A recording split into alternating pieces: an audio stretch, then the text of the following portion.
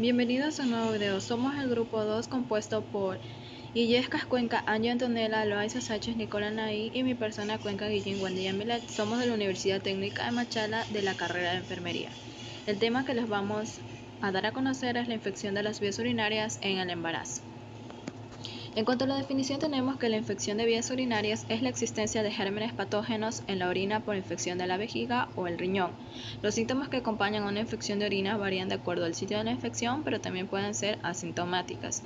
Se clasifica de acuerdo al sitio de proliferación de las bacterias en bacteriuria asintomática, orina, cistitis, vejiga, pielonefritis en el riñón. En cuanto a la etiología, tenemos la vaginosis bacteriana, la candidiasis vulvovaginal y la tricomoniosis vaginal. La vaginosis bacteriana es un síndrome que puede ser diagnosticado clínica y microbiológicamente. Los criterios diagnósticos son los mismos para las mujeres embarazadas y no embarazadas. Es la causa más común de flujo vaginal anormal en mujeres en edades reproductivas y embarazadas. La prevalencia varía y puede ser influenciada por el comportamiento de los factores sociodemográficos. La candidiasis vulvovaginal es la colonización vaginal por cándida y es relativamente frecuente entre mujeres atendidas en clínica en infecciones de transmisión sexual, presentando muchas de ellas extensión en la zona anorrectal. Las moniliasis, candidosis y candidiasis son infecciones cutáneas mucosas o sistémicas producidas por hongos o levaduras de la especie Cándida. La tricomoniasis vaginal es la infección por tricomona vaginales que constituye una de las ITS más frecuentes en el mundo. En la embarazada se asocia a parto pretérmino, recién nacido de bajo peso y ruptura prematura de membranas. Esta asociación es importante en mujeres asintomáticas. En cuanto a los factores de riesgo, la prevención primaria de las infecciones vaginales en el embarazo es la meta principal. Sin embargo, siempre van a existir los factores de riesgo. En el caso de infección por Gardnerella vaginalis, los criterios de diagnóstico son iguales para mujeres embarazadas y no embarazadas. Se consideran mujeres de bajo riesgo de parto prematuro las que no tengan ningún parto pretérmino anterior u otros factores de riesgo de parto pretérmino. A menudo mujeres nulíparas. Se consideran mujeres de alto riesgo de parto prematuro a las que tuvieron un parto pretérmino anterior, pertenecen al grupo étnico afroamericano y tienen índice de masa corporal menor a 20 kg sobre metros cuadrados, sangrado vaginal, cuello uterino corto menor a 2,5 centímetros o infección pélvica. La detección y el tratamiento oportuno de la vaginosis bacteriana puede ser beneficioso en mujeres con alto riesgo de parto prematuro. Y la vaginosis bacteriana se asocia con la presencia de endometritis posterior a cesáreas u otros procedimientos obstétricos, por lo que se debe dar tratamiento a las mujeres con factores de riesgo, aunque estén asintomáticas. En la infección por Candida albicans, los factores de riesgo inherentes al huésped son diabetes mellitus no controlada, la inmunodeficiencia, hiperestrogenismo y alteración de la flora vaginal normal secundaria al uso de antibióticos de amplio espectro. En pacientes con candidiasis vulvovaginal severa o recurrente se debe investigar la presencia de factores de riesgo inherentes al huésped, incluida la detección específica de diabetes mellitus. Las mujeres que experimentan flujo vaginal deben ser advertidas de evitar las duchas vaginales y los irritantes locales como parte de higiene personal. Se consideran como factores de riesgo para el desarrollo de candidiasis vulvovaginal el uso de ropa sintética y ajustada, así como los irritantes locales, ya sean lociones, sustancias y jabones perfumados. En la infección por tricomona vaginalis se consideran como factores de alto riesgo para el desarrollo de vulvovaginitis por tricomona a la embarazada con historia sexual de cambio de pareja con más de una pareja sexual en el último año o un diagnóstico de infección por clamidia en los últimos 12 meses. Y en pacientes con infección vaginal severa o recurrente se debe investigar la presencia de factores de riesgo inherentes al huésped, incluida la detección específica de diabetes mellitus. En cuanto a los signos y síntomas, los signos y síntomas más frecuentes son secreción, olor, prurito, signos visibles, test de pH vaginal. En el caso de la vaginosis bacteriana, la secreción es mínima. El olor sugiere a pescado, el prurito no contiene prurito y no se considera otros síntomas posibles. En los signos visibles, la secreción en la vagina y el vestíbulo, no inflamación vulvar. Y el test de pH vaginal es mayor a 4.5. En la candidiasis vulvovaginal, la secreción es abundante y blanca. En cuanto al olor, no presenta mal olor, el prurito es prurito vulvar y entre otros síntomas presenta lo que es el dolor, dispareunia y disuria. Los signos visibles son hallazgos anormales o eritema vulvar, edema, fisuras, lesiones, satélites. El test de pH vaginal es menor o igual a 4.5. En cuanto a la tricominiasis, la secreción es escasa y espesa, el olor es fétido, el prurito es un prurito vulvar.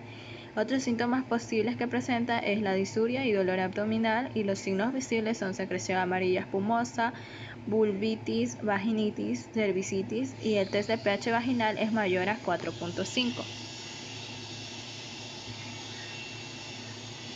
En cuanto a la clasificación es la bacteriuria sintomática, la cistitis y la pielonefritis agudas.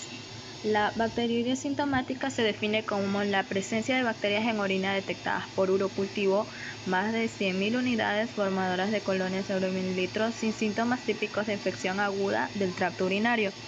La cistitis aguda es la infección bacteriana del tracto urinario bajo que se acompaña de los siguientes signos y síntomas: urgencia, frecuencia, disuria, piuria y hematuria sin evidencia de infección sistémica. La pielonefritis aguda es la infección de la vía excretora urinaria alta y del parénquima renal de uno o ambos riñones, que se acompaña de fiebre, escalofrío, malestar general, dolor, costo vertebral y en ocasiones náusea, vómito y deshidratación.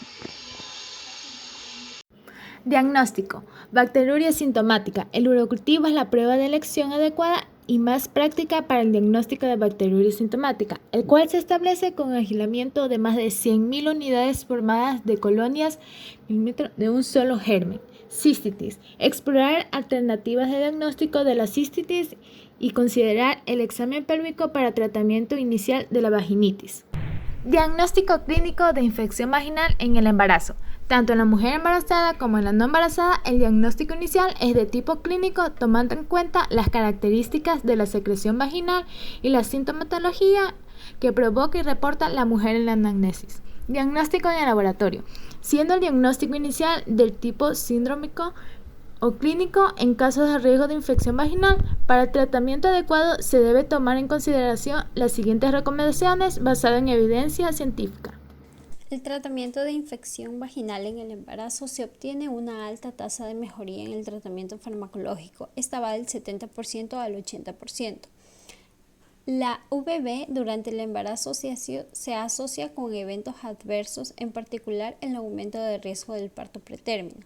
El tratamiento del VB antes de las 20 semanas de gestación en mujeres con antecedentes de parto pretérmino previo pueden reducir los resultados adversos en el embarazo, pero actualmente hay pocas pruebas de que la detección y el tratamiento universal de mujeres con VB asintomática puedan evitar el parto pretérmico. Las mujeres con factores de riesgo pretérmino pueden beneficiarse del tratamiento antes de las 20 semanas de gestación. En embarazadas sintomáticas con antecedentes de parto pretérmino y o RPM está indicado el tratamiento de metronidazol oral. Medicamentos. Como primer medicamento tenemos el nitrofurantoína.